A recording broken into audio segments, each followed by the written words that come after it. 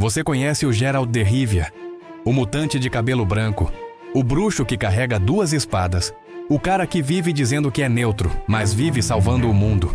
A questão é, ele não é só um caçador de monstros, ele é um paradoxo ambulante, um experimento fracassado que virou a melhor arma do continente.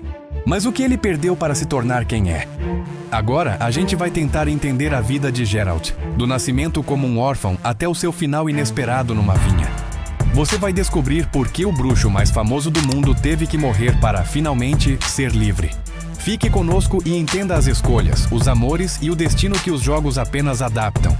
Mas se você quer se aprofundar, você precisa ir à fonte. A história completa, com todos os detalhes canônicos, estão no aclamado box de livros. Se você ama The Witcher, este é um item obrigatório para a sua estante. Para começar a entender o Geralt, você tem que entender o porquê dele. A gente já sabe, o continente ficou infestado de monstros por causa da conjunção das esferas. Beleza, mas caçadores comuns não davam conta, né? Foi aí que a galera pensou, vamos fazer o nosso próprio monstro. E criaram as escolas. A de Geralt é a mais famosa, a Escola do Lobo, lá na fortaleza gótica de Kaer Morhen. Para virar bruxo, você passa pelo teste das ervas, um processo alquímico que mata a maioria das crianças. Aquelas que sobrevivem ganham reflexos, força e perdem, teoricamente, a maior parte das emoções. Mas aqui está a primeira bomba. O Geralt não é um sobrevivente comum. A tolerância dele ao teste foi tão bizarra que os bruxos fizeram mutações extras nele.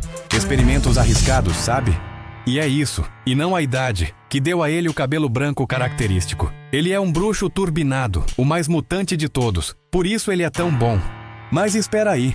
Se ele é um experimento tão bem sucedido, com reflexos sobre-humanos e a missão de matar, por que ele nunca conseguiu ser neutro? Por que, no final das contas, ele apanha mais da vida do que os monstros? Porque a vida, meus amigos, não é preto no branco. E o Geralt, coitado, passou a vida inteira tentando fugir de um dilema que só existia na cabeça dele. E essa frustração tem um nome, um apelido que ele carrega como uma mancha.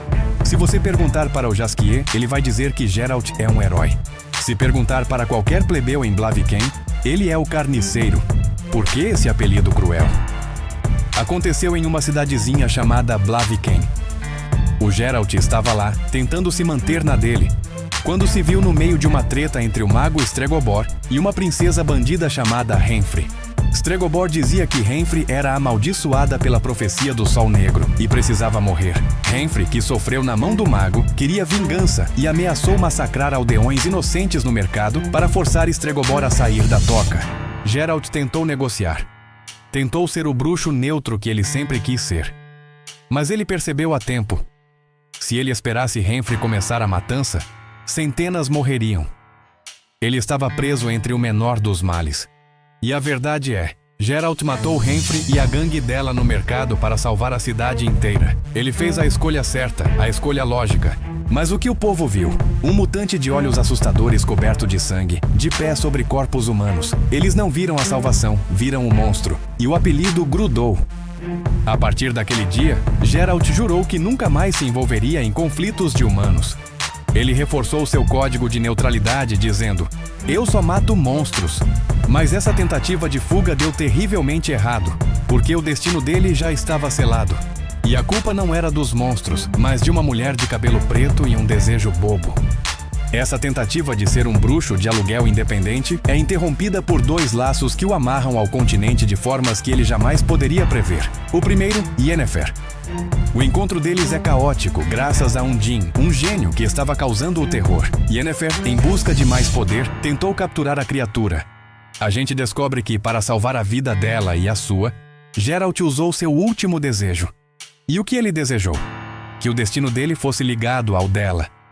Esse desejo é a âncora do relacionamento caótico deles. Não foi amor forçado, mas o destino costurou os dois. É por isso que eles brigam, se odeiam, se separam, mas sempre voltam. O destino não permite que fiquem longe. E o mais louco? A lei da surpresa. Enquanto ele tentava evitar esse destino mágico com Yennefer, ele invocou acidentalmente um destino mais sério ainda. Ciri. Ao salvar o noivo da rainha Calante, o Duni, Geralt pediu a lei da surpresa, aquilo que você já tem e desconhece. A dívida se revela a Ciri, a princesa de Cintra, a criança da fonte, a portadora do sangue antigo. O Geralt tentou fugir dela por anos. Mas o destino sempre vence. Ciri é o ápice da vida dele. Ela é a filha que a mutação tirou dele, o propósito que o código bruxo nunca deu. Quando ele a aceita, após o massacre de Cintra, ele quebra o código e abraça o destino. A partir dali, ele não é mais um bruxo de aluguel. Ele é o pai. Essa trindade, Geralt, Ciri e Yennefer, é o coração da saga. O bruxo que fugia de tudo agora tinha tudo a perder. Mas depois de tanto destino e tanto drama, qual foi a única coisa que realmente o libertou? E por que o bruxo de Rivia teve que morrer para conseguir isso? Os livros originais de Sapkowski terminam com um soco no estômago. Durante os tumultos de Rivia, Geralt é morto por um camponês. Yennefer, tentando curá-lo, morre de exaustão. Ciri os leva para uma ilha mística. Fim. Trágico e final. Mas aí a CD Projekt Red disse: não, peraí. Os jogos ignoram essa morte e trazem Geralt de volta. Mas como justificar isso? A amnésia foi um dispositivo genial. Ela permitiu que nós, os jogadores, descobríssemos quem ele era junto com ele. Mas a perda de memória tinha uma causa mais profunda. Ele estava fugindo da caçada selvagem, Wild Hunt. O Geralt amnésico é arrastado para intrigas políticas, assassinato de reis, traições, mas ele mal se lembra de quem é. Quando ele finalmente recupera a memória, a ficha cai. A caçada não é só lenda. Eles são os Aen-Elle, elfos de outra dimensão, liderados pelo rei Eredin. Eles querem Ciri, a criança da fonte, para usar o poder de viagem dimensional dela. O bruxo descobre que ele já tinha morrido uma vez, trocando a sua vida pela de Yennefer, antes do primeiro jogo. E a caçada o manteve cativo. A amnésia foi um mecanismo de proteção.